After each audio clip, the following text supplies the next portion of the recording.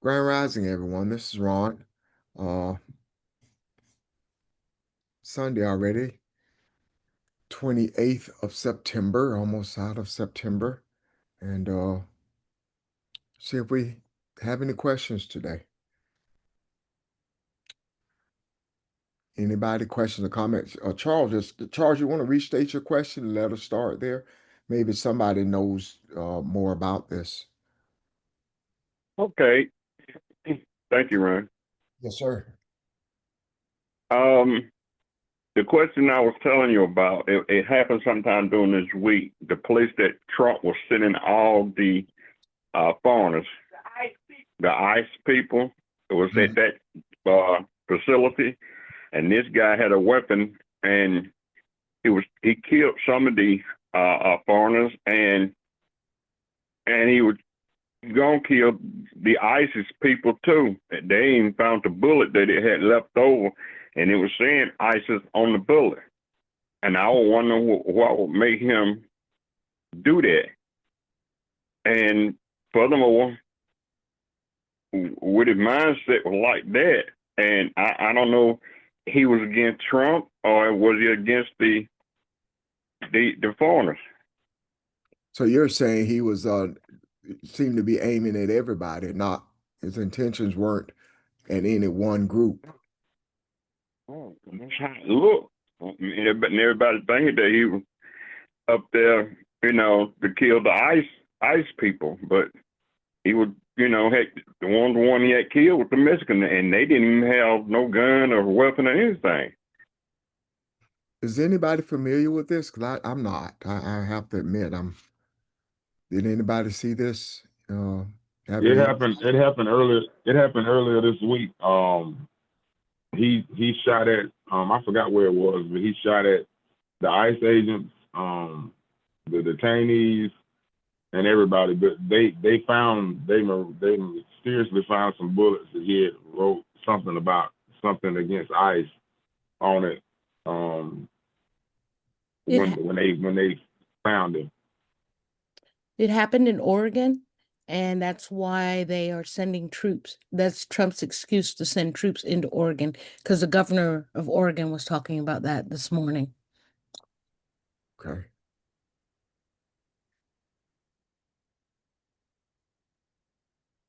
As to why, That's Charles? why, Yeah. yeah, because that, I mean, he was after the ICE agency. Why he didn't just? I mean, I know he was shooting at everybody, but why he didn't just focus his point just on them instead of just randomly blasting? That's what I'm saying. Nick, were you about to say something? No? Okay. Uh, Charles, I don't have an answer. I think we're in a season of chaos and a lot is going on, a lot of unrest, a lot of uncertainty, a lot of confusion. Uh, so maybe you may see a lot of things of this nature here in the next few weeks, months. But anybody have any as to a reason why or what you see in this spiritually? I'm sorry, did you say my name? Yeah, I'd asked you earlier, did you Oh, have sorry. have a comment? Yeah. Um, no, I would just say I agree. It's very much a just a period of chaos, and that is always the case. I think when there's a transition from one age or from one state of consciousness to a next, the transition period can be very chaotic, and America is going through that transition period to whatever we're deciding to be on the other side of that, although we're still very much in that period of transition.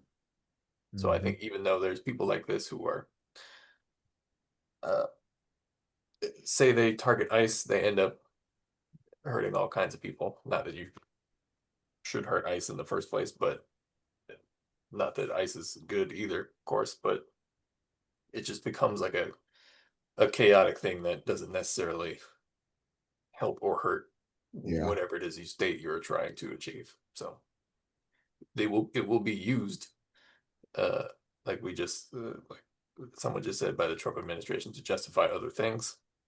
And that's why I think part of the danger of this time period is to not, well, is the desire to give in to sort of resisting physically with violence in certain situations where it isn't necessarily called for. Yeah. Although, I mean, there may be situations where you have to defend yourself, but it wouldn't be something like this. I don't think this is more so the result of just that chaotic state that we all feel is washing over us, or that we are existing within. That is, in a way, tempting to give into, but that we have to sort of maintain an awareness that punches through that sort of wall of confusion and chaos while we are in this period of transition. Thank you. Yeah, I think that kind of coincides with what Pastor's been talking about last couple of days too, what we're seeing.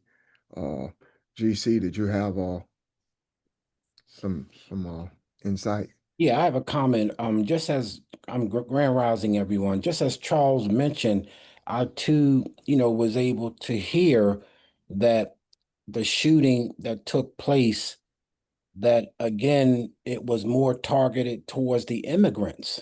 I mean, again, as we hear and as we, just pay attention to what's going on, I think that even with the bullets, even though it may have said ISIS, but just as in the past, in terms of the other recent shooting, it's like things get twisted.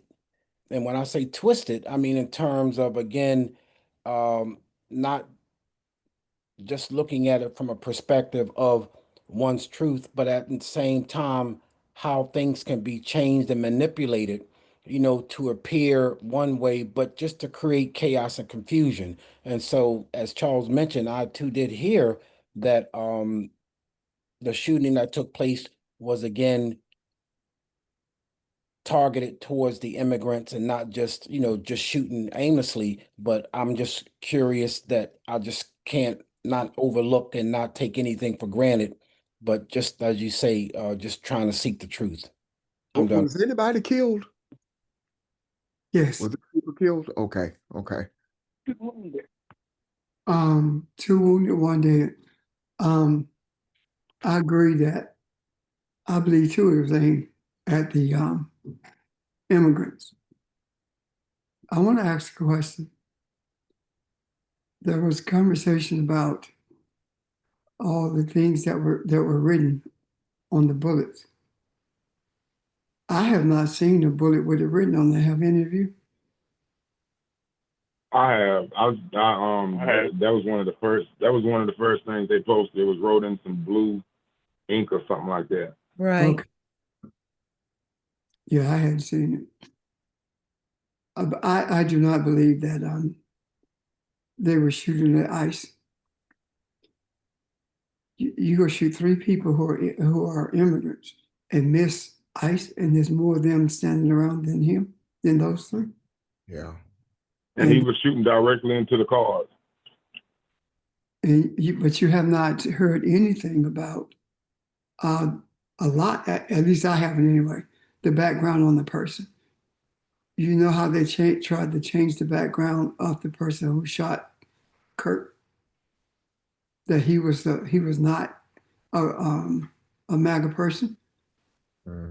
Yeah, you could watch that happen in real time on Twitter. Every Republican adjacent administration person was like, "Oh, this is a trans left liberal atheist or whatever." And as soon as it came out, he was a white guy who had conservative parents who taught him how to shoot. Everybody was like, "We need to pray for this boy." One of the first things that came to mind when I saw this, just thinking about everything we've been talking about in the Neanderthal mindset, from my experience with that mindset, I think that violence is is the native language. Like when it comes to that mindset, like that's always the first resort. What we need to hurt somebody, we need to tear something up, we need to because even with Charlie Kirk, their first response was, oh, they were gonna go to HBCUs. It's got to be somebody black. It's got to be a minority, somebody who killed him. And then when they find out it wasn't a minority or wasn't anybody black or something like that, then they tried to change the narrative. Well, it doesn't matter. They've always blamed us. And I don't think it's the first resort to violence. I think it's the only resort. Violence is not just killing somebody. Violence is also imprisoning somebody for no reason. And if you read the history of it, that's what you'll see. That is why when we look at the scriptures, when it talks about the battles in the scriptures, it's talking about within us. But when they were manipulated, or when they were changed from what they really were saying before they came out of the Nile Valley, it's always wrought with violence. If you read the scriptures as they are written, God is the most violent entity that's ever been known. God, according to what the way the scriptures are written, kill everybody. Don't even leave the sheep, kill all the animals, all the babies, everything, kill the ants too. So if you look at it from that perspective, that's the whole mindset. And that in itself has built a mindset of retaliation or violence in us. It's funny how Christianity has taught violence more effectively than the streets have, by virtue of talking about how violent God is. And subliminally, it introduces us to violence to solve any issues that we have. Think about that.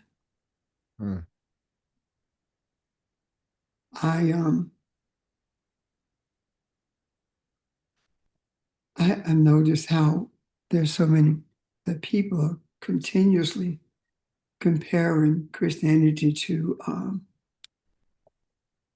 spirituality, and Christianity always come up wanting. There's no comparison because there is no empathy in Christianity. There's no what? Say it again. Empathy Okay. in Christianity. There is no sympathy in Christianity. And the reason Charlie Kirk said that empathy was a made-up word in the is because they don't have empathy. They don't know what it feels like to have empathy. And there are some preachers who look like me who go along with that. Matter of fact, one of the people who went along with that was a member of a church that I pastored. And he is one of those big time charismatic preachers, at least he was anyway. And he is in lockstep with Charlie Kirk, in spite of all that he had gone through in his life. But that's the way indoctrination works, especially when you have indoctrination without any critical thinking on your behalf. So, Grand Rising family. So, Pastor, I have a question based on everything that's being said so far. With Trump systematically taking control of the media and having an agenda of what he wants to happen, how much value can we put in what we see in the media now? Because if you want to, from what I'm hearing, there are a whole lot of missing people from the detainment centers that are unaccounted for, and a whole lot of people that have been unalived. And so my question becomes, if I want to get rid of more people, I can have a scenario take place that says a shooting has happened and more people died. So what should our response be when we see the media? Because I have very little trust and faith in what I'm seeing and hearing now. And I take it out with a grain of salt because even writing on casings and bullet shells and all of those things, who can say when that happened? Did it happen before the shooting or after the shooting? So I guess my question is, how much value do we place in what we see when Trump has systematically shut down the media and they will only report what he tells them to report? I have zero confidence in the media. I don't trust anything they say. How can you trust a news media who terminates anyone who tells the truth? So no, I have no value I place no value in any of them. Not even Rachel. The media is a state-run entity. And when you begin to look behind the scenes, you will see that there are primarily two companies that control 80% of the news media, and that is the Sinclair Group and Netstar. They control 80%, and Netstar and Sinclair both are MAGA people. And the thing with Kimball, the creator allowed it to happen to show something. And what it showed is that regardless of how large you are and how much you own, your God is money. And the moment you begin to lose it, you acquiesce to the will of the people. You've been that way anyway. So no, I have no confidence in the media. It may tell you that an event happened, but the truth surrounding that event, I can't trust them for that.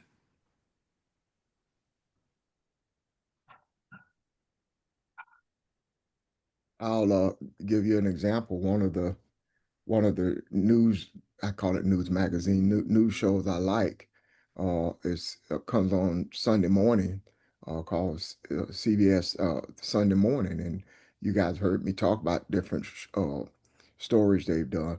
Well, they did one this morning on an update in Gaza, and they started talking about the history of it, how we got here, and what. If you listen to it, if you had not been keeping up and know what was going on, you would think that the Palestinians were the most evil group of people you've ever come across. And it still kind of sympathizes with the Jews and the plight that they had. Even interviewed a couple of them talking about how they were being treated, which is, just again, as you say, just a way of twisting things around. So the beat goes on. It keeps going in that direction. You know how we talk about what we've been shown, what we feel, what we are experiencing when we hear certain things or when we talk about certain things. Yeah. We have to make application of that same experience to what the media is saying. Everything is suspect. Everything.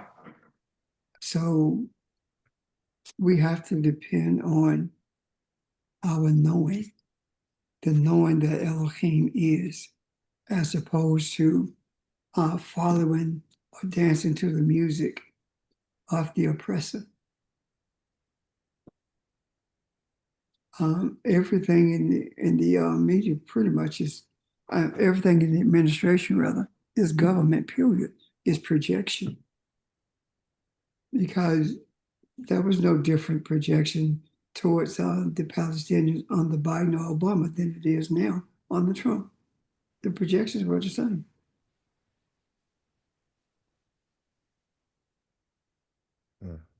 I mean, we just can't exempt people simply because they look like us. the truth of the matter is the projections were the same. Yeah. And every one of them knew the dangers that the Palestinians were facing every day from Israel. Every one of them knew that.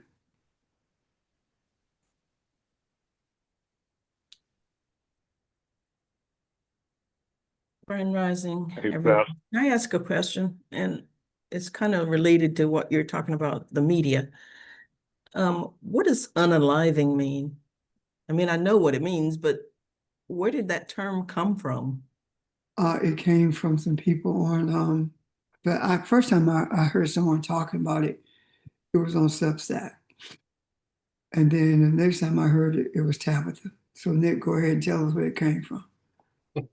The youth, Yeah, the youth, the youth. That's the term that they use. but the reason they use it is because certain words get flagged in videos on social media, and it has something to do with how those videos interact with the algorithm. So if you say the word kill, death, gun, sex, etc., it will flag that video based on the sort of audio filters and all that stuff that they use. So that's where that trend kind of comes from. So they don't want you to just tell the truth. They're trying to, in a way, change the narrative to make it a little more timid or. In a lot of cases, I feel like it's a way to stop otherwise negative things from automatically showing up in a lot of those feeds because they cannot do it manually. But yes, it is used also for that reason. And that's one of the reasons that they're targeting TikTok. Benjamin Netanyahu was on TV or whatever talking about TikTok because social media, has always been a source of, has always been sort of a way to get around the corporatization of news and media that you would see on TV and other places. And that's why they want it. Yeah. Why they wanted TikTok. Yep. Because they said because the Chinese, but Chinese own Spotify and the Chinese own Reddit. And both of those are methods of communication. So what's the difference? And them having total ownership of TikTok. The question is this: what did Trump pay for the Chinese to make that decision to sell it? What did they get in exchange for that? Now we talk about all of this, but I want you to keep in mind that when we do talk about things like this, on the surface, it appears as though that it is so broad and authoritarian and manipulative, and they have control of everything media-wise. That doesn't mean anything to us. The strongest media that's on the planet is the macro. It does not matter what they say on TV or not say. It doesn't matter what they say on social media or not say. What matters is what we say. That's why it is so important that we are cognizant of the words that we speak. It's so important. I was talking with Ron, and I raised the question about masonry, and the question I asked was, do you know what it actually means when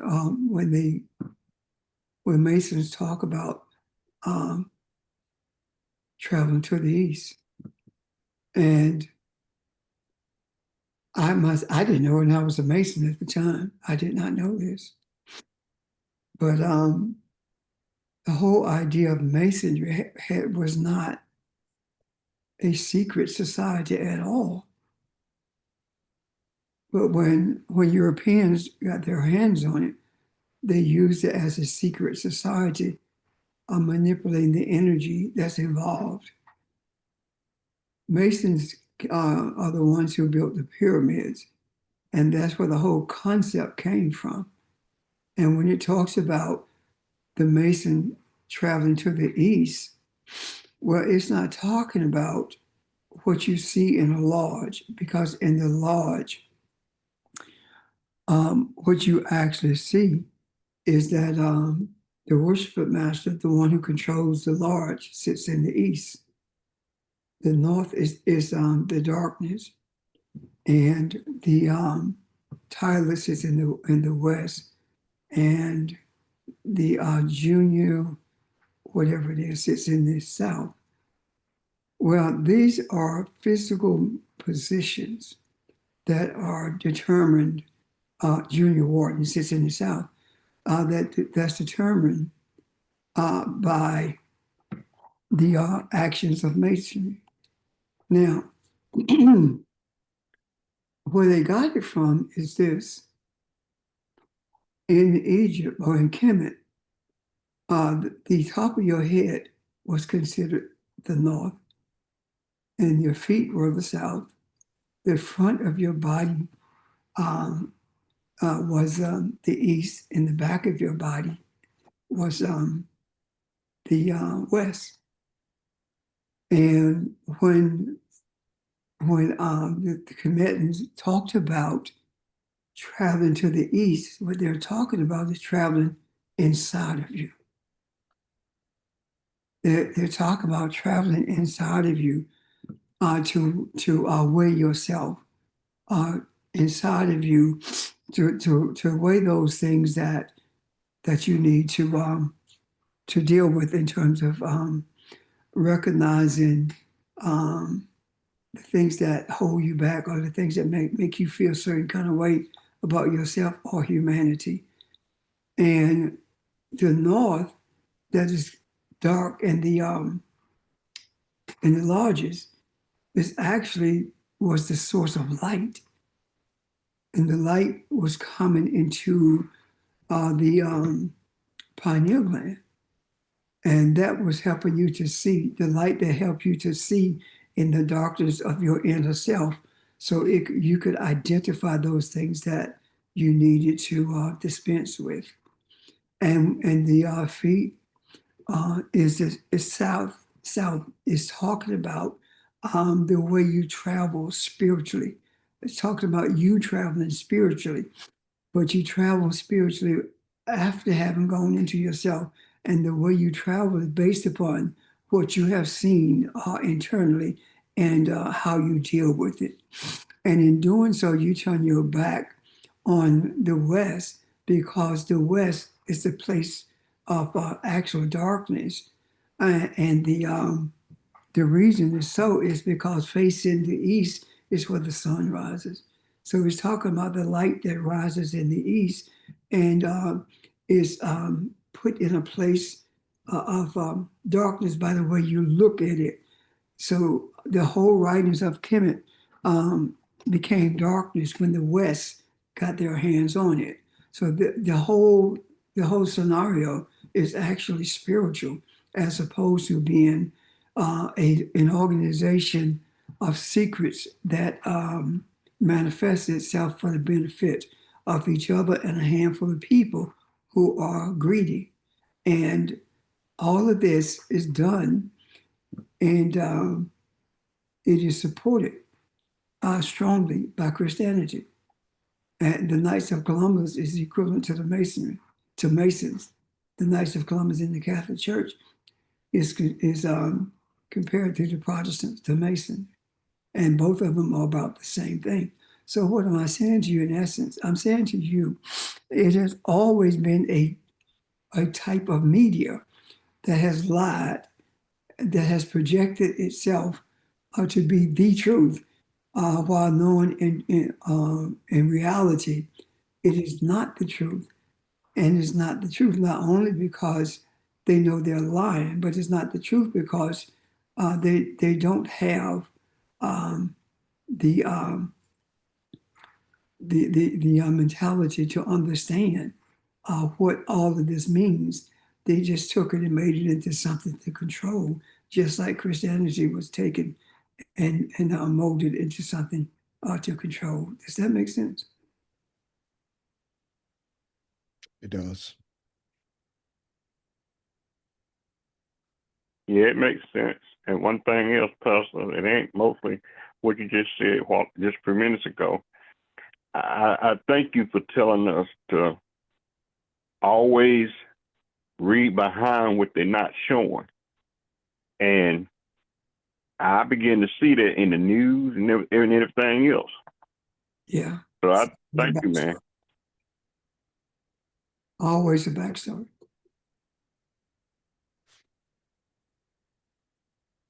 And by the way, Like I said, if you never look at the back door while they're showing the front door, you miss it.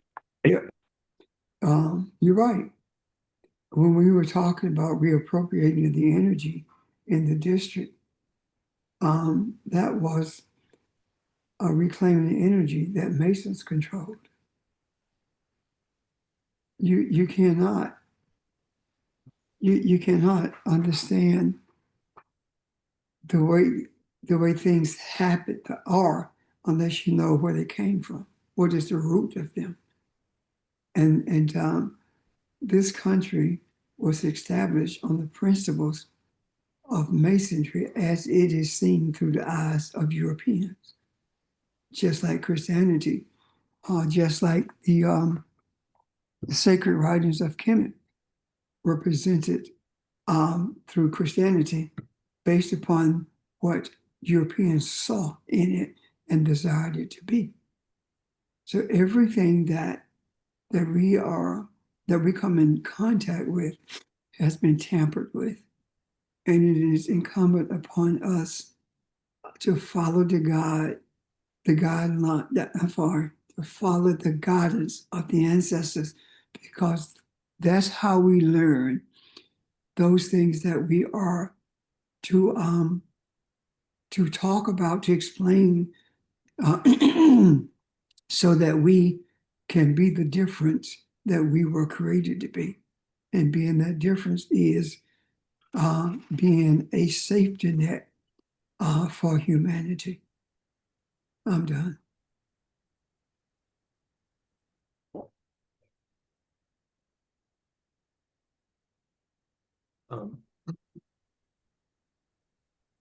I wanted to add that I think it was part of, if I'm remembering correctly, part of Hopi prophecy concerning the transition of the age. In that during that period of transition or near the end of the age, that all communication becomes mixed with lies, and that it becomes impossible to determine what is true and what is not true. And I bring that up as another sort of sign of the times and a pattern that you can see in the way news is communicated, the way we all communicate. It just becomes a deluge of noise and untruths and what have you. That makes it that much more difficult to get the real story. And that is part of this process. And I believe it was also part of the Hopi prophecy, where it was like, they said the only way to deal with this time period really was to go inside your house or go inside your closet and pray. Which is to say, you seek the still small voice that is the sort of stillness through which we are able to receive the truth transmission, if you will, in the midst of all of this chaos, and maintain a particular mindset or vibration in the midst of all this noise. That's the same thing as the scripture talks about. It will even the elect will be deceived. Yeah. Same prophecy. Mm-hmm. It's the time period is one that it becomes very enticing to engage with this noise in an intellectual way, when the real sort of lifeboat in the midst of the storm is the still small voice, is your ability to connect with your higher self, your ability to remember the spirit that you are, and your connection to the universe and the ancestors. And yesterday I mentioned how all these things sort of pop up in our popular culture, in that there's that movie One Battle After Another, which is about black revolutionaries, and it stars Leonardo DiCaprio, of course, because you know, in Because this he's a time, black revolutionary. he's married to a black woman in the movie, or was. But this time period, this time period is the, white people telling stories about themselves. Essentially, white people attempting to reawaken spiritually in a way. But anyway, I just bring that up because I mentioned that movie yesterday in connection to the transition, or the passing away of Assata Shakur, which happened recently. Because those two things are connected in that it's sort of like a wave. It's like that consciousness is entering the macro. And that same, I just related that there's another pattern in that, when we're talking about the complete confusion of all public discourse and information in just a maelstrom of lies and confusion. We can see that also in the last two Mission Impossible movies. And that might sound funny to bring up, but as always, I've stated, movies are a product of our collective subconscious in a lot of ways that we are not consciously aware of. And the Mission Impossible movies have, in my opinion, but I think it's correct, have always been on the side of light, actually. Regardless of, Tom Cruise, Grandmaster Scientologist or whatever he is. But the movies have always been suffused with esoteric things that are going on in the background.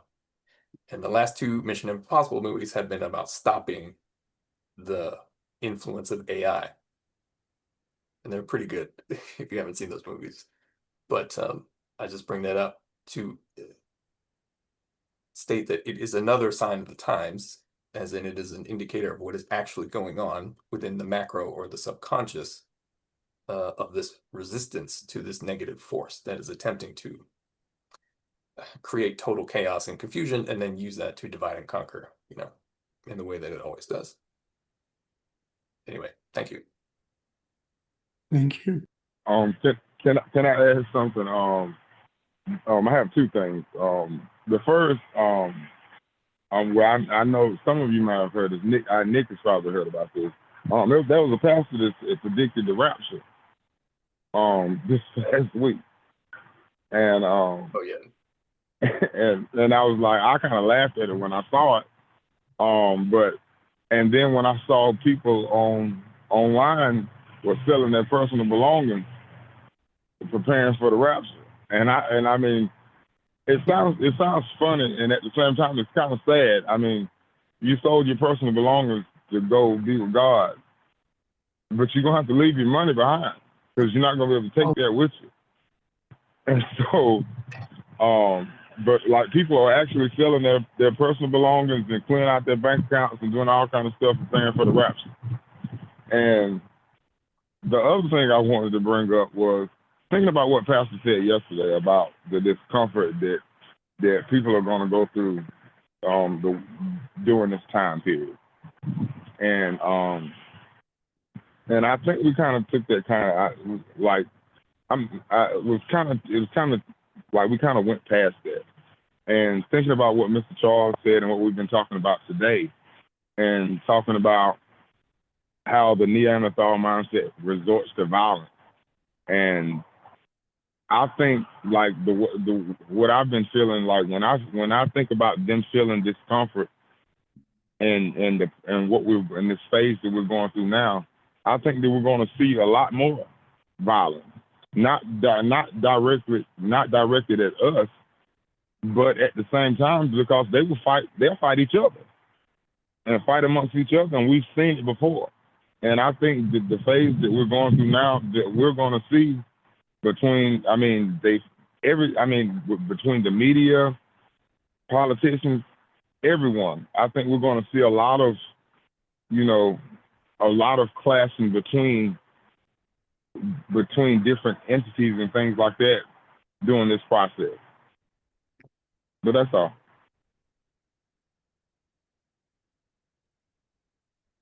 Thank you. I did see that rapture stuff. Yeah. I don't get it because it seems as though every generation goes through the same thing. And the extraordinary ignorance behind it baffles me. Why is it rather that you sell your property? The last time this happened, a few years ago, during the previous generation, people were giving away their stuff, and I could not find anybody for the life of me so I could get a house or a bank account or something when they were giving it away. Now is morphed into something even more ridiculous than that in terms of giving it away. As Don said, you go sell it. So, and then you go clear your bank account out. What you gonna do with it? You know, are you buying a front seat on the chariot that comes to get you during the rapture? I mean, this is ludicrous. Yet, people buy it. Now, don't get me wrong. I do understand evangelicals buying into that. I do. I really do. Because an evangelical preacher can tell those evangelicals that Donald Trump threw a rope into the sky and pulled the moon closer, they'll believe it. So I can understand them. But our folks, I saw more people who look like us than ever before buying into the ignorance of the rapture. So what does that tell us? If you are that ignorant of not only who you are, but the logic behind, if you don't understand the stupidity as opposed to logic behind it, then what else have you bought into? Your total understanding of self has been obliterated. It's gone. There is no way that you can say that the rapture will be on the 23rd and then say, oh, maybe it's the 24th, I miscalculated. So, but God told you this, or Jesus came and told you this, and it didn't happen. So you still believe in that God or that Jesus that told you that. Where is the logic in that? Where is the sense in that? Why am I saying all of this? This has to be exposed in the midst of all people. So we can see the extent of the damage that has been done through the manipulation of the infusion of Christianity into people who are more spiritual than anybody on earth. That being said, deceiving the very elect, we taught that the elect were those who were Christians, those who were saved. Am I right? That's how we taught that. Well, now that when I look at the scripture, I'm seeing something totally different in this sacred book. It's not talking about Christianity. It is saying that those who are chosen to be the light in the earth are being deceived. And this deception is coming because of the magnitude of indoctrination that comes from Christianity. That's what he's talking about. It's not talking about somebody who's been baptized in the name of Jesus. It's not talking about that at all. Can you see that?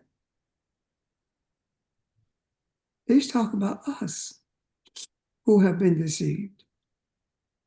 And the depth of that deception, it can be seen on the internet from all the people who look like us who getting rid of the property so they can die.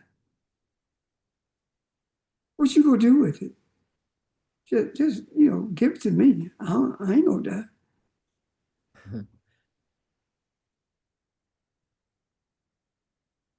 It's projection. Go ahead, Nick. And I think that it does, as you said, it happens every generation, and it is, and it will be, and continue to be with new successive whatevers, things that capture people's attention. It will be worse with the way information moves so quickly, and the way it is used for deception and just to produce noise that hides the truth, as we've been saying. And I wanted to mention one thing in particular, just to put it out there.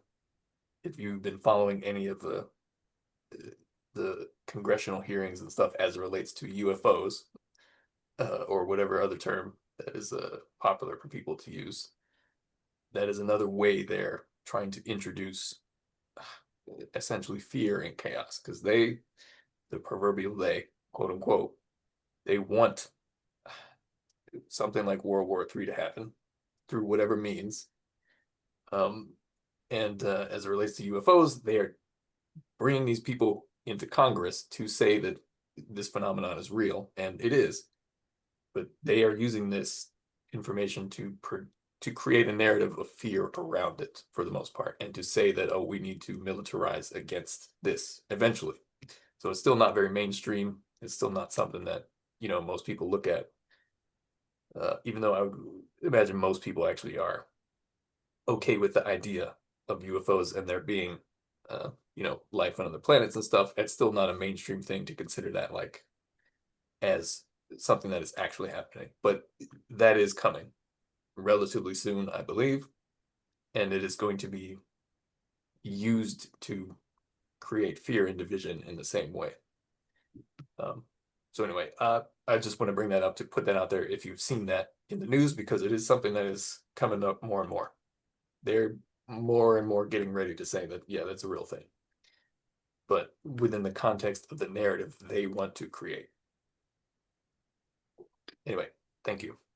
I saw that, Nick, and what came to me was this: you put it out there as a scare tactic, and the people that the Dogon talked about shows up.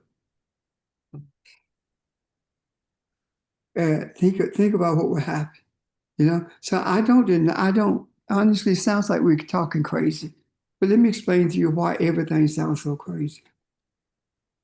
Let me explain to you why is it seems so far-fetched that that they are putting lead and other poisons in medications. The reason it sounds so far-fetched is because the news media has been solicited to talk about how that's sci-fi stuff. It's impossible for that to be true. And they've made movies with viral outbreaks that kills whole nations. And you see these people walking around in these protective gear. And it is a sci-fi movie, and it is designed for you, when you see it or when you hear people talking about these things happening in real life, you have been indoctrinated to the point where you'd be like, man, I saw that on TV. That's impossible. That's simply a movie. But explain to me, why is it that there was no autism in Vietnam until Mr. Gates went in with his vaccines? And now autism is all over Vietnam. Autistic kids. There wasn't any. Explain that to me. Explain to me, why is it that when you start looking for the origin of COVID or the origin of HIV, when you start looking for the origins of it, the waters get muddied real quick. Real quick. As a matter of fact, the Ebola virus is said to be indigenous to Africa. But the reason it is indigenous to Africa is because it is a virus that the CIA made. And they tested it on as a biological warfare. now it has become acceptable that it is a virus that's indigenous to Africa, just like malaria. So I don't want you to think that we have gone off the deep end, and because of the way we are looking at things and understanding them. Do the research for yourself. I remember distinctively that when Ebola hit Africa during the Obama administration, it was leaked that the patent for that particular virus, you can't patent anything natural, but that patent was under the CIA. They are the ones who patented it. They are the ones who tested it in Africa and saw how effective it was.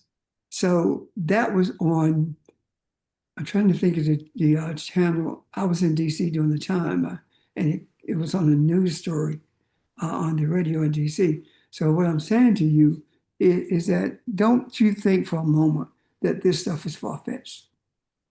Don't you believe that for a moment, that it's far-fetched. It's just as far-fetched as the belief that poison is being put in our food. As far-fetched is the belief that diabetes, type 1 diabetes. You didn't hear about that until the food. To major corporations started putting chemicals in the food. So all of these things are real, but they're not real to us because we have the powers that be have convinced us that it's hocus pocus. And if you notice, people like Bill Gates always smiling and always in the background. And whenever you have some with a Neanderthal mind, always smiling, someone's behind that smile. You can trust me, they're up to something. And I see that, and you see that, but there are some things that we just don't want to see. I mean, even with the Epstein thing, from what I have read, Bill Gates is implicated in that also. So, the happy smiling dude who stole Microsoft, who has never created or written a program in his life, is the happy-go-lucky guy who appears to be the philanthropist when he actually is one of the most dangerous people on the face of the earth since Rockefeller. I'm done. Just don't be fooled.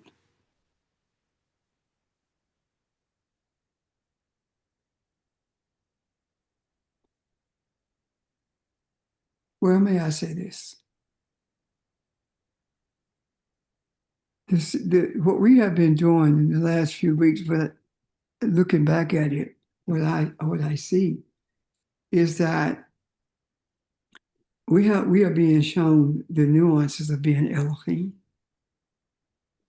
We are being given insight into what it looks like, what the experiences are when you embrace the reality that you're Elohim. And in the discussion yesterday, what I saw is this, that the idea of speaking, making sure that we speak the right things. The ancestors are saying that now that you have embraced who you were created to be, it's time for you to act like it. And acting like Elohim is not what you do physically. Acting like Elohim is what you say and how you say it and to whom you say it.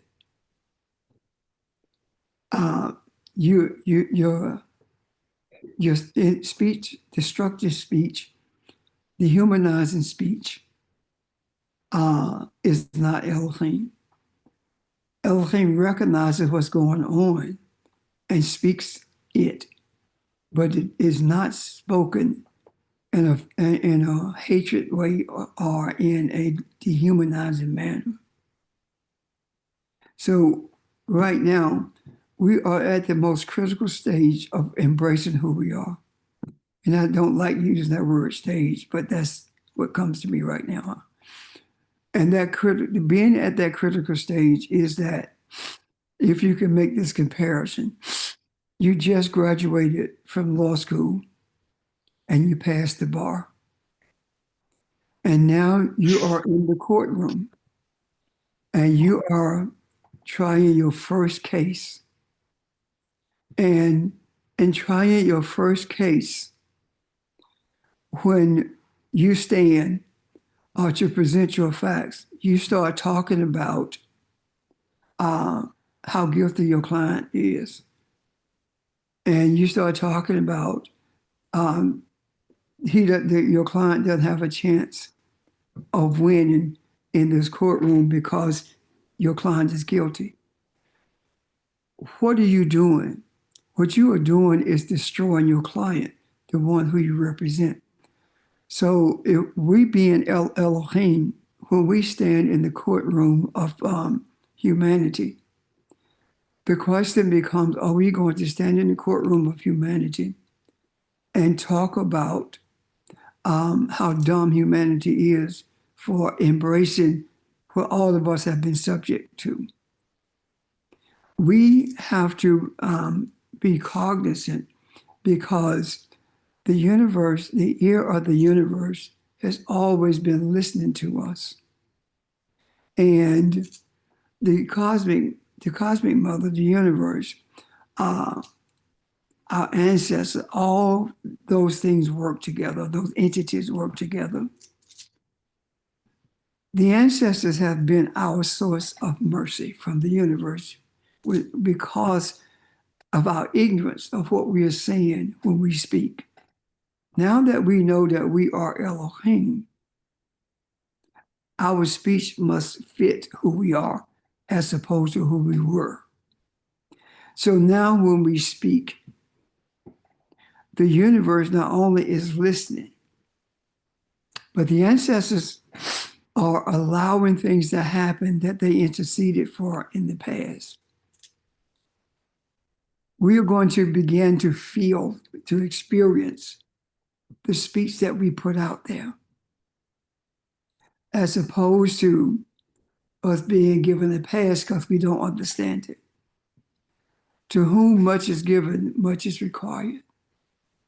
And there are very few people on the earth who are in a space where they can embrace what we are talking about.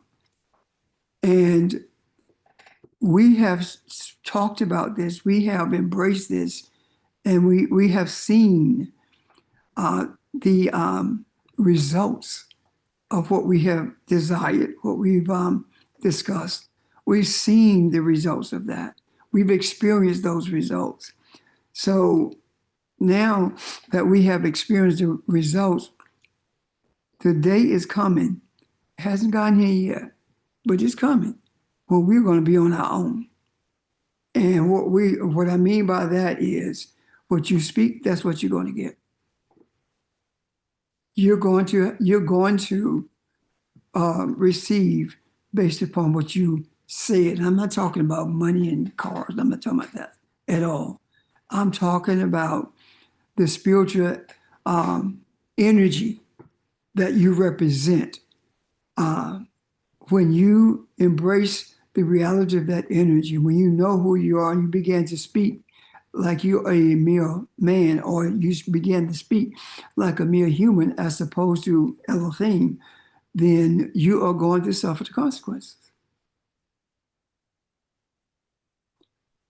Our actions, our speech is supposed to be quite different than how it has been. Mercy brought us from the bondage of Christianity to the freedom of spirituality. And mercy is bringing our people with us, those who seek change, those who seek to benefit humanity. But when you are at the tip of the spear, when you are the one who pierced the darkness so others can see the light, the weight of the world is not only on your shoulders, but the obligation of truth is always on your lips, has to be on your lips. The reason it is so effective, the way we speak, I mean, so imperative to understand the way we speak, is because whatever heaven and earth agrees on, that's what happens. So what am I saying? That it is impossible for you to speak audibly without the acquiescence of the Spirit. Your breath, you cannot speak without breath, which is spirit. And you cannot speak audibly without your tongue, which is physical. So the physical attributes that allows the sound to come is coupled with the spiritual essence of who you are. And that in itself is creative. And that in itself creates. Mercy has protected us, but no longer. It's incumbent upon us to keep in mind that the physical attributes of speech cannot take place without the spiritual reality of who we are. Does that make sense? Or do I need to go further into that? I think that makes sense. Go a little further, Pastor. It makes sense. Thank you. What did you say, Charles? Go a little further. Okay, right now, you just spoke, right? You couldn't have Yes, made the sir. sound that you made if it hadn't been for the physical attributes that you have been given in your body, and the breath, which is spirit, that came across your vocal cords in order to make that sound. So it simply takes, for lack of a better way of explaining it, it takes the physical body and the spiritual essence to make a sound in this earth. And whatever the spirit, whatever you say, rather, and it takes spirit and physicality to bring it, make that sound, then what you're actually doing is birthing something. And what comes out of your mouth is what the universe hears, because the spirit part of it is what's in you, is who you are. And the physical part of it is designed so that heaven and earth can be in agreement about what's being said, if that makes sense. And if someone can help me see it, explain it better than that or clearer than that, please help me. I saw it. Okay. Pastor, I have a quick question. Yes. When you're talking about we being on our own with our words regarding the ancestors, because of what we say, does that include our thoughts as well? Your thoughts can be what? Purified before you speak them. There are things going to come to your mind, but you don't have to dwell on them. If you dwell on them, yes, it's the same principle. Because there are going to be thoughts, especially when you are meditating. If you allow yourself to focus on the thoughts that come through your mind while you're meditating, you will never meditate. You have to let them flow through as opposed to dwell on them. Does that make sense? It does. Thank you. Thank you. Nicholas?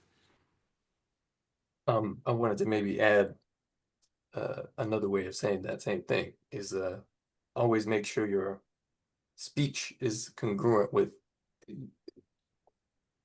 the highest vibration of your experience of self, so that your speech and actions are in alignment with the spiritual nature of the self that you experience yourself to be. Because that vibration that we have the ability to draw into the earth is necessary for the sustaining the the positive path through all of the noise and chaos that we are, in the midst of, it seems. Thank you. Anyone else? Is that understandable, guys?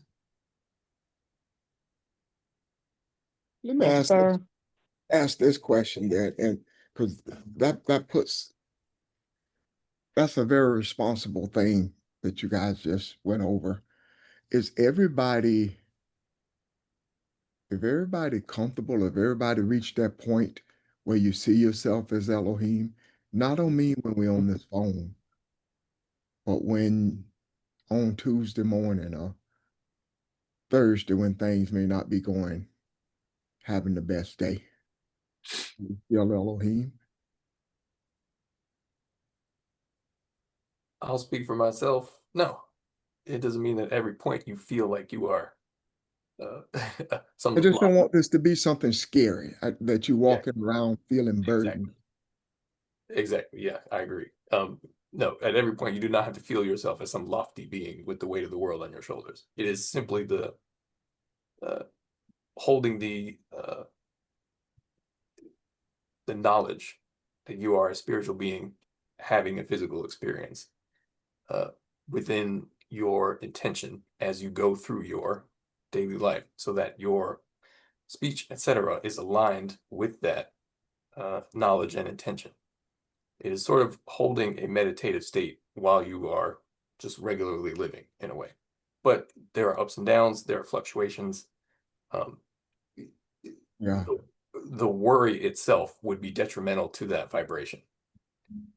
You understand? That's Like, you don't have important, to. Nick. I appreciate you saying that. That you got to find a way to stay balanced Yep. and recognize that. That's why the sacred book talks about being your brother's keeper. When you are experiencing a moment when you're out of sorts or when your vibrations are low, you talk to someone or you talk to yourself and ask yourself, what are you to learn from it? But at the same time, you're still recognizing who you are because you recognize that you are out of sorts at that moment, or you recognize that your vibrations are low at that moment, which means that you recognize who you are. I'm not talking about walking around here saying, yeah, I'm God. I know what you mean. I think I was looking at something the other day, and I'm not trying to be argumentative here. I promise you I'm not. A lot of this is for me trying to hold on to who I am. I was looking at something the other day in the scriptures.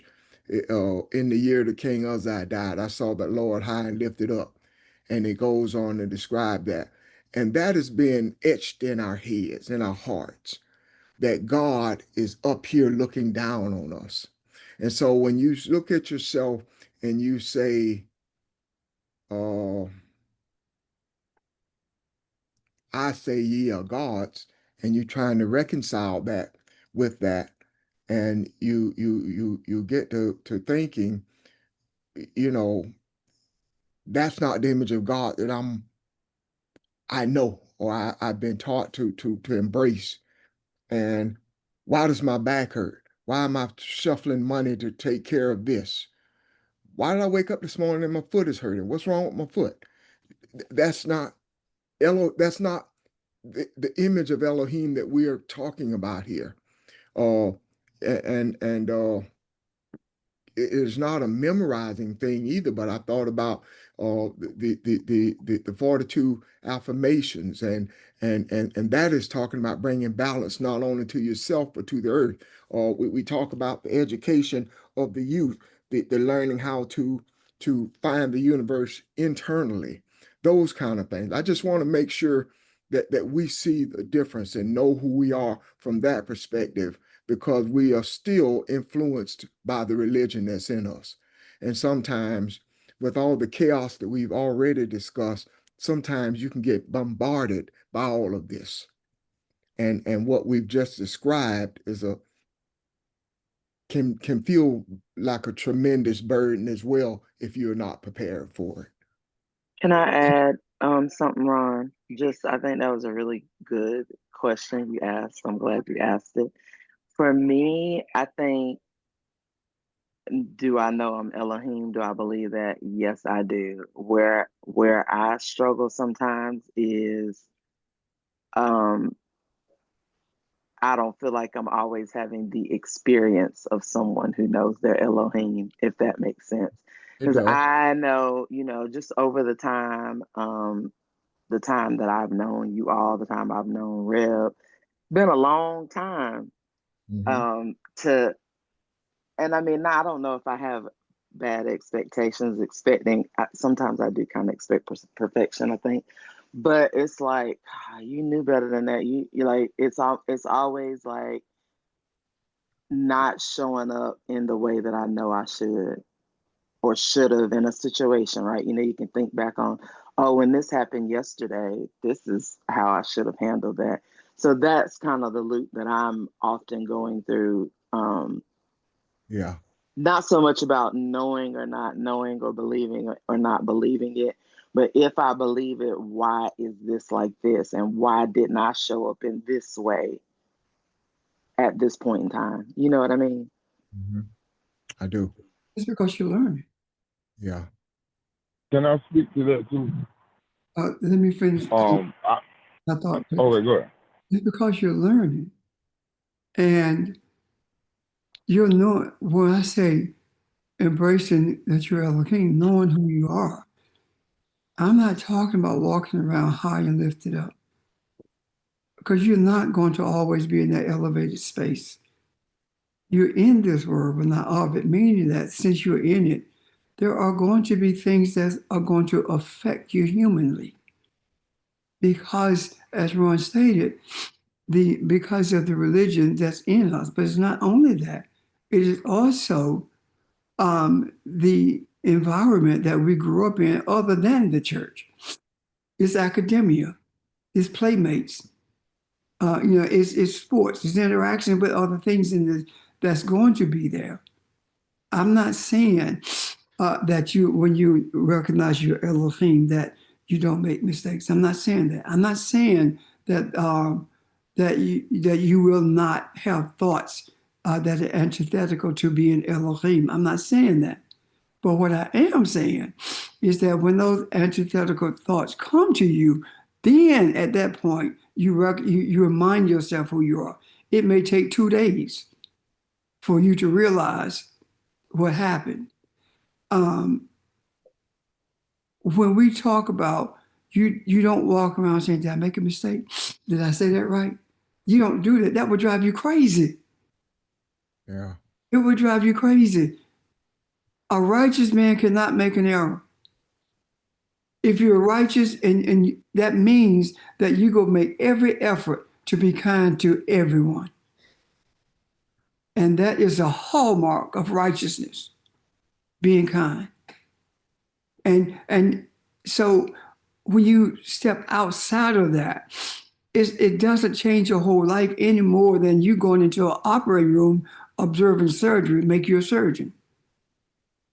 So when you have that thought that is not congruent with who you are, it doesn't change who you are. Does that make sense? It doesn't It change. does. Yeah, it does. You are. The other thing is that they're done. I'm done. The other part of that is this: just because you know who you are, don't badger other people because they don't think like you think. If you were God, this is how you would do it. No, hell no, it doesn't work like that. You trying to tell me how to be Elohim? You trying to tell me how to be me? It doesn't work like that. That's how you perceive it. You can't make people be who you are. You cannot place yourself in a superior position being Elohim because someone else don't live up to your standards of being Elohim. Now they are inferior to you, not by virtue of you telling them they're inferior, but questioning whether or not they actually know who they are or they embrace it. You don't have a right to do that. Does that make sense, Keita? Yes, it does. It does. Thank you. Yeah. Thank you. Done.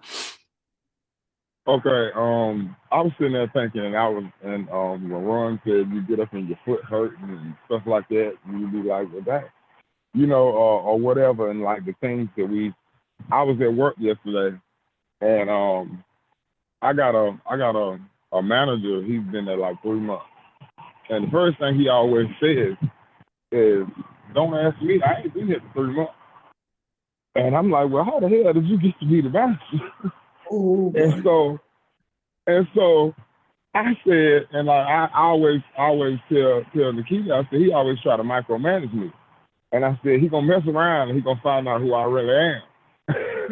and I said it as a joke, but thinking about like what we're talking about being Elohim, that is how we like because like self-talk and things that people have told you who you are, and people who were mistaking you for somebody else and you had to set them straight.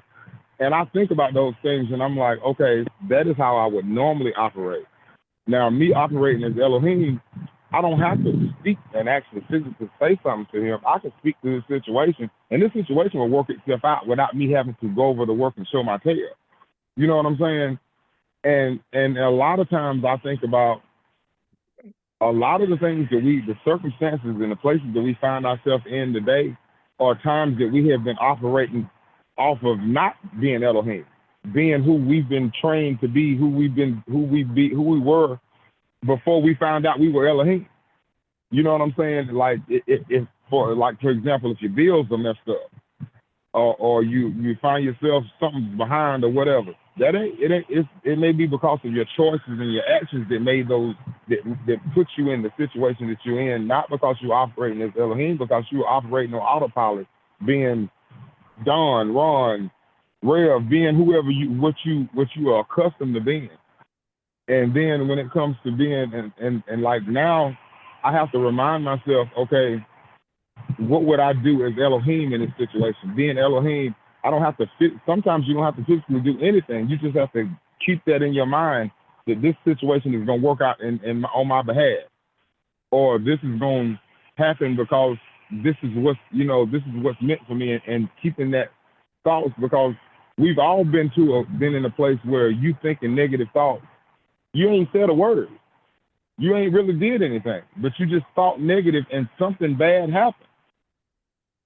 And so I think when it comes to, it's not so much doing anything, getting up saying, oh, I writing on the wall, I am Elohim, but when situations come up, to remember, okay, I am Elohim, and in most cases, there are bigger fish to fry. And so I know that the cosmic mother is not going to sit here and let me be worried about this fool at work when there's people over here out here getting killed in Palestine and other places. You know what I'm saying? And so, because sometimes the things that we stress over and just worry about in the grand scheme of things are things that we can be like, okay, that thing is going to work itself out because I have other things that I need to be putting my energy towards. And then the times that we feel like, okay, that some things come up and I need to address it, I speak to those situations and move on. You know what I'm saying? I do, but think about what you said at the onset. He's going to find out who I really am. What does that mean? Yeah. Who I really am. I am. Exactly. And that. Well, let me finish. Let me ask you a question.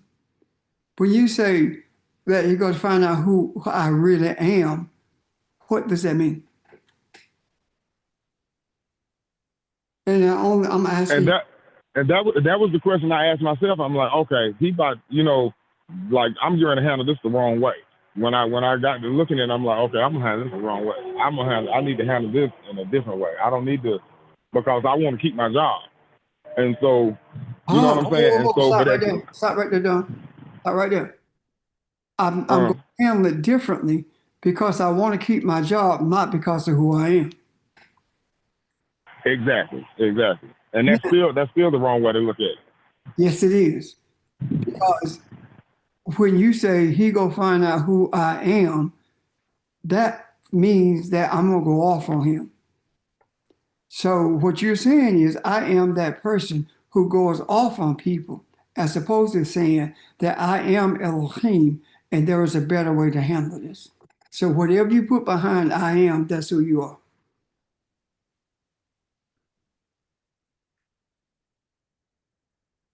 Hello? Does that make sense, Don? Don't get quiet on me, you're never quiet. Is he there? Don, you there? I'm here. I'm sorry. My phone dropped. My phone dropped the call. I'm here. Okay. But you see what I'm saying? Yeah, I do. Okay. So that's the kind of caution I'm talking about. You know, stuff like that is so common until you don't think about what you put behind I am. Have I done that recently? Of course I have. Have I been corrected? Yes, I have. And I truly embrace the correction. I do. Because it helps And me. that's what I meant when I was saying that sometimes we're on autopilot. You know what I'm saying? Like you don't even think about it. You just act. Just react. And sometimes I have to remind myself, okay, this is not the way we handle things anymore. You know what I'm saying? Let me ask you another question. How do you respond when other people correct you?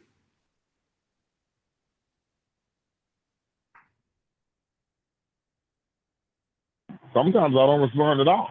I mean, it just depends on the situation. Okay. I'm asking you these questions because I'm trying to also help others who travel the same road, have the same, who are having some of the same experiences, get through this. And the reason I'm asking you specifically is because I know your demeanor in terms of handling what I'm asking you. And so, yeah, I get you. Okay. So when I'm asking you this, I'm saying that that this is who we are. When we're Elohim, it doesn't mean that you're not going to say what you said, but it means that you need to catch yourself. It means that whether it's Keita or Nick or whether it's someone you don't know, say, well, whatever you put behind I am, that's who you are. Is that who you are? Someone who always sell conflict with conflict? Exactly. Because the thing that I was thinking about was, okay, if I go over there and act in the ways that I have acted in the past, would that be reflecting Elohim? With me showing my ass at work, excuse my language, would that reflect Elohim? Would they see Elohim in that? No, they wouldn't. And so me showing, and then at the same time, I think about, I say it's a lot of, I work with a lot of young people too. And just the conversations that we have, I would have to handle, if and when the situation arises, I'm gonna have to handle that situation in a way that I do show Elohim in the situation, because there are gonna be other people watching. You know what I mean? Yeah, I do. So anyway, I'm done with my questioning. I hope that from this, those who have been questioning themselves about this have gleaned something from it. So anyway, Ron? Yeah, I asked the question because this first came up last week. You first mentioned this last week, and I had a little anxiety over it. Because especially I'm glad Myra brought up the thoughts part of it. And because I thought, man, if this includes my thoughts, I'm I might need to stay home, you know. But at the same time, I'm glad we came back to this because I see something in this now. Uh, Before I kind of wrestled with it, but I see something. The something is this challenges us to stay or go more internally because there's a lot of things happening that appear to be external. And by staying internal, that is where the battle is anyway. It is not so much you worrying about the politics of it or what's going on here or there, but making sure that the balance is being withheld or upheld in you. And so it brings you back to where we're supposed to be anyway, helps to center that. And because you know, as I say, I'm worried about if I'm gonna get this right, knowing I'm not gonna get it right all the time. But it is something that I had not thought about, that kind of challenges me to see who Ron is. So I see it in a different perspective, at least I'm beginning to, than when I did when you first mentioned it. Okay, thank you. And Rep, I understand. You can go ahead. You can go ahead. Thank you, Charles. This is Barbara.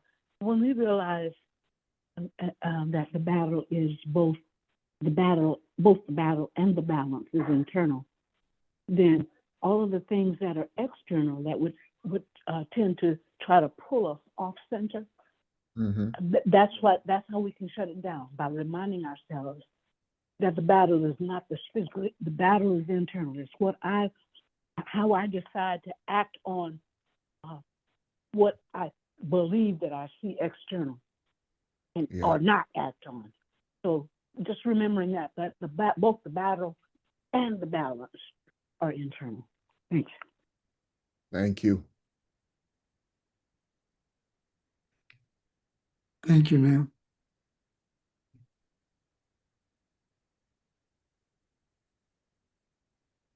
Anyone else? Thoughts, final thoughts, questions? I'm You get ready to say something, Pastor? I understand. I'm done. Okay. I'm glad that he brought up, you know, we all here together as a family, you know, talking and opening up the, you know, the word and understanding the spiritual side of everything. Just like if someone in the street, a young person come up, you know, God can use that person to say things to you, and then if it irked you or rubbed you the wrong way, it's testing you too to see how you gonna come off to that person, what you gonna say to that person, and the way you respond to that person. And I'm hearing, you know, I'm hearing, and I used to respond, you know, in a different way to people when they say things, but then it get back, you know, to you, Pastor, and then you talk to me and say, Charles, they hadn't got to where we at. And then I understood what you're saying. So when you get encountered with things like that, you got to know when to speak and not to speak, and when to move on and don't cause no scene. You understand what I'm saying, Pastor? Because in the Bible said he got past he got people is not from this, you know, this grazing place.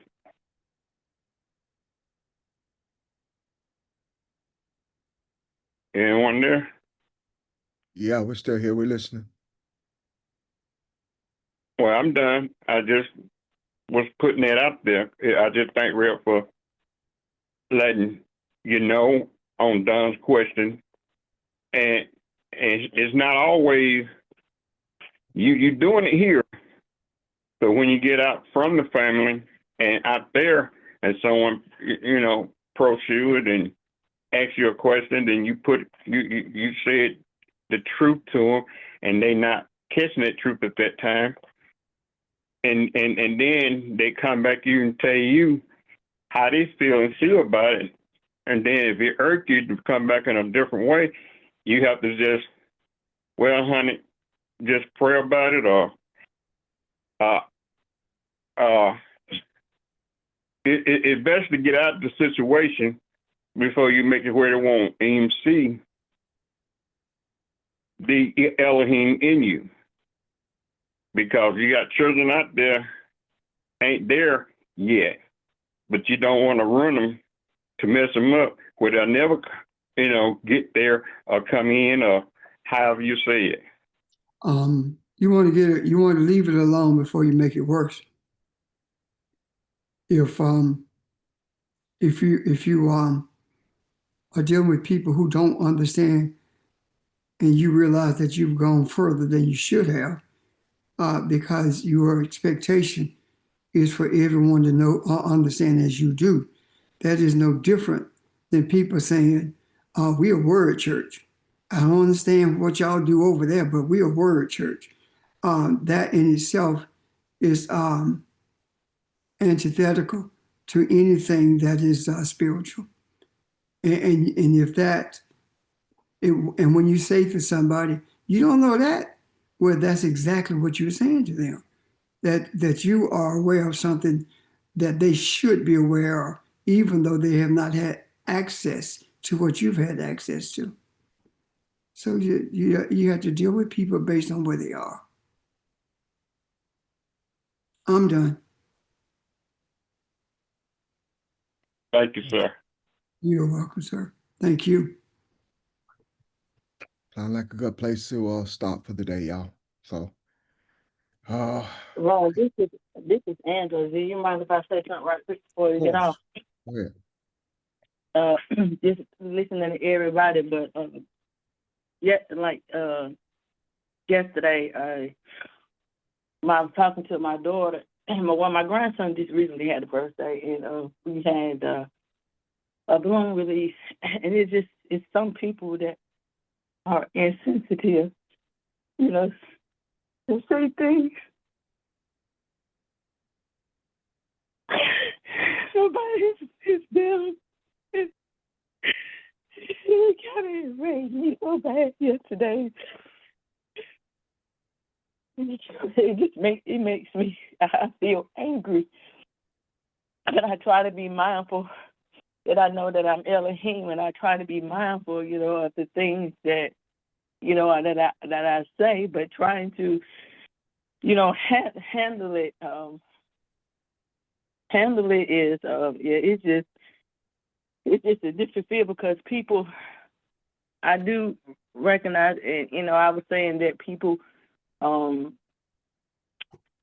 not mindful of, well, some people are mindful of the word, because they were sort of like jabbing at that they made sure that he didn't have another one, but this is some people that is still out, out there, or just trying to come to my daughter's house and know that it's a lot. So I just ask everyone to just send positive energy my way. We are, Angela. We are. It's understandable that it's still raw and it still hurts. And yes, there are people who are insensitive, but that insensitivity is something that hurts now, but it also gives you an opportunity to recognize not only who you are, but to also see the necessity in helping other people get to where they need to be. And as far as we are concerned, I'm sure that I can speak for every one of us, even those who are not with us at this moment, that we are with you. The energy that you need to get through this and to strengthen you, you have access to all of us and all that energy at any point without even you realizing it's there with you, because we are not only here to bring balance to humanity, to help humanity get through things, but we are also here to help each other be strengthened through those things that we deal with. So bottom line is you can always count on us to be there with you and for you, okay? Okay, thank you. Thank you, everyone. Thank you for sharing. Yeah, thank you. Thank you. Thank you. Thank you. Okay. Good energy, guys. Good energy. You guys have a great day and look forward to tomorrow. Okay. Thank you, everyone. Thank you. Have a good day. Yeah,